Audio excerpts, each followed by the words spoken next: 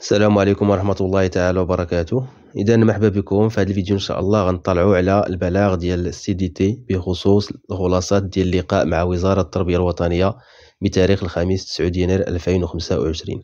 سبق لنا طلعنا في مجموعة من الفيديوهات على البلاغات ديال النقابات الأخرين، ولكن الملاحظة اللي ديما كنأكدوا عليها أنه كل بلاغ ديال النقابة إلا وكيتضمن نقاط ما كاينش شي في البلاغات ديال النقابات الأخرى، رغم أنه صراحة كيحضروا نفس الاجتماع، وهذه قضية ما مفهوماش بالنسبه لي صراحه. اذا نطلعوا على النقط اللي وردت في هذا البلاغ هذا.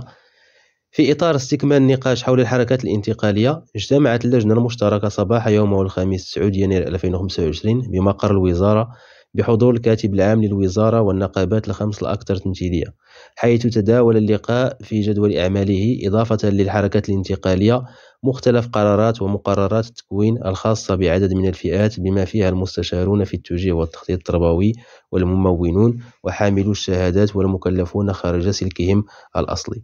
وقد أكدت النقابة الوطنية للتعليم CDT في بداية الاجتماع على أن المسودة التي توصلت بها لم تشمل العديد من المقترحات التي قدمناها بشكل مشترك كنقابات تعليمية أكثر تمثيلية بشأن مقتضيات قرار الحركات الانتقالية. وبعدها قدمت الوزارة عددا من المستجدات، أبرزها اعتماد تسقيف في إطار تنزيل مادة 81 علاقة بملف الزنزانة 10 جبرا للضرر، وأكدنا على ضرورة استفادة عدد من الأطر من مقتضيات هذه المادة، من بينها التقنيين والمحرري المدمجين في إطار مختص تربوي أو مختص اقتصاد وإدارة، المستشارون في التوجيه والتخطيط، المتصرفون الذين توظفوا لأول مرة في السلم التاسع. ملف المتصرفين التربويين أو التربويون أكدت الوزارة أنها بصدد استصدار ترخيص استثنائي من رئيس الحكومة من أجل ترقية استثنائية للإسناديين سابقا، وأكدنا أن التسوية ينبغي أن تكون منصفة وعادلة جبرا للضرر برسم سنوات 2021 22 و 23، وهو مطلب رفعته النقابة الوطنية للتعليم المنضوية تحت لواء الكونفدرالية الديمقراطية للشغل عبر سكرتاريتها في الملتقى الوطني السادس. علاقة بتسوية المستحقات المالية الناجمة عن تفعيل المادة 89، تعهدت الوزارة بحل الملف في أفق نهاية مارس. الأساتذة غير المرسمين أفواج 2009 2010 2011 و 2012 تم الاتفاق على ترسيمهم واعتبار السنة الموالية للسنة التي رسم فيها آخر أستاذ من الفوج، وطرحنا كنقابة جبر ضرر الفئات التي قرصنت سنوات ترسيمهم من أفواج 2009 و 2011 وغيرها. الحصول على الترخيص الاستثنائي لتصحيح الوضعية لأفواج 2009 و 2011. الحصول على الترخيص الاستثنائي لأفواج ما قبل 2003 تفعيلا للمادة 81 ليستفيد ما يقارب من 11,000 إطارا باعتماد تسقيف بعد الحسم مع القطاعات العمومية المعنية. القرارات المتعلقة بتنزيل المواد 76 85 و 45 في طور النشر في الجريدة الرسمية، علما أن تنزيل مادة 76 سيكون بأثر إداري ومالي بتاريخ 1/1/2024. المكلفون خارج سلكهم الأصلي سيتم استدعاؤهم للالتحاق بمراكز التكوين بعد نشر القرار وحصر اللوائح ابتداء من فبراير المقبل. تعهدت الوزارة بإجراء مباراة ترقية بالشهادات في شهر فبراير، وسيتم تزويد النقابات بالحصيص بناء على التخصصات، وفي هذا الإطار طرحنا الترقية داخل الإطار الأصلي سواء بالإجازة أو بالماستر.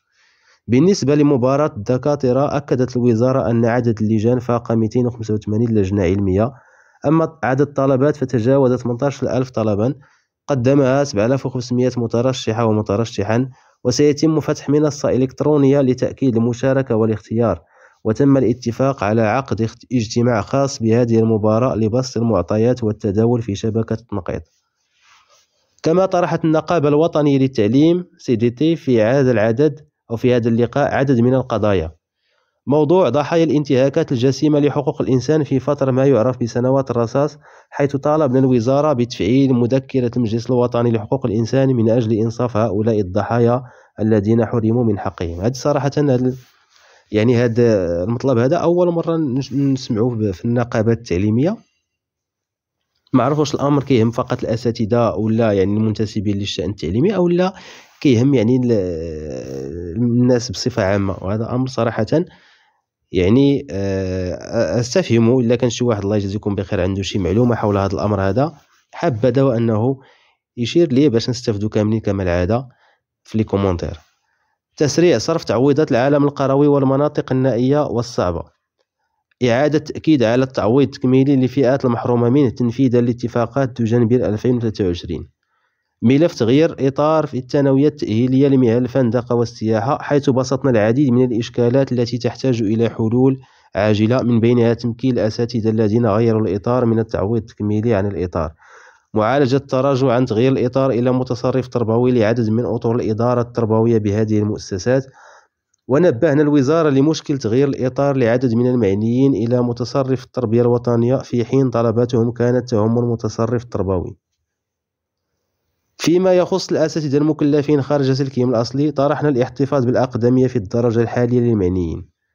أكدنا كنقابة على ضرورة تحيين وضعية أساتذة التربية غير النظامية ومحاربة الأمية وسد الخصاص من أجل استفادتهم من ترقية 2023، جبر ضرر الأساتذة المحتفظ بهم فوج 2013 نتيجة التأخير في الخضوع للتكوين، سحب العقوبات التأديبية التي تعرض لها أساتذة الذين غيروا إطارهم بالإجازة أو الماستر نتيجة نضالاتهم في سنة 2014، حيث حرموا من الترقية لسنوات. هذا وقد تم الاتفاق على عقد لقاء يوم الخميس 16 يناير 2025 لاستئناف نقاش الحركات الانتقالية، ويوم الجمعة 17 يناير لمناقشة النظام الأساسي للمبرزين. إذا كان هذا هو يعني البلاغ ديال النقابة الوطنية للتعليم CDT المنضوية تحت الكونفدرالية الديمقراطية للشغل. إلا لاحظتم معي أنه الأغلبية ديال النقط الواردة يعني في البلاغ تم الإشارة إليها في البلاغ ديال النقابات الأخرى باستثناء بعض الأمور. إذا بالنسبة للتأكيد على التعويض التكميلي، إذا طرحته نقابتان حسب البلاغات اللي اطلعت عليهم. طرحته دابا CDT، حيث يعني تمت إعادة التأكيد على أساس أنه فعلا في الاجتماع الماضي سبق وطرحت هذا الأمر هذا بالإضافة إلى تخفيض ساعات العمل. إذا النقابة أيضا ديال ليفينو، النقابة الوطنية للتعليم ليفينو، طرحت أيضا الأمر ديال التعويض التكميلي خاصة بالنسبة للأساتذة ديال الإعدادي والابتدائي والأطر المختصة. كاين أيضا بالنسبة لسحب العقوبات التأديبية لأول مرة يتم طرحه، أو على الأقل لأول مرة يتم نشره في بلاغ رسمي ديال النقابات. يعني كاين مجموعة من الأساتذة اللي تحرموا من الترقية بسبب يعني مجموعة من العقوبات التأديبية اللي كاينه في الملفات ديالهم. إذا كاين مطلب بسحب هذه العقوبات.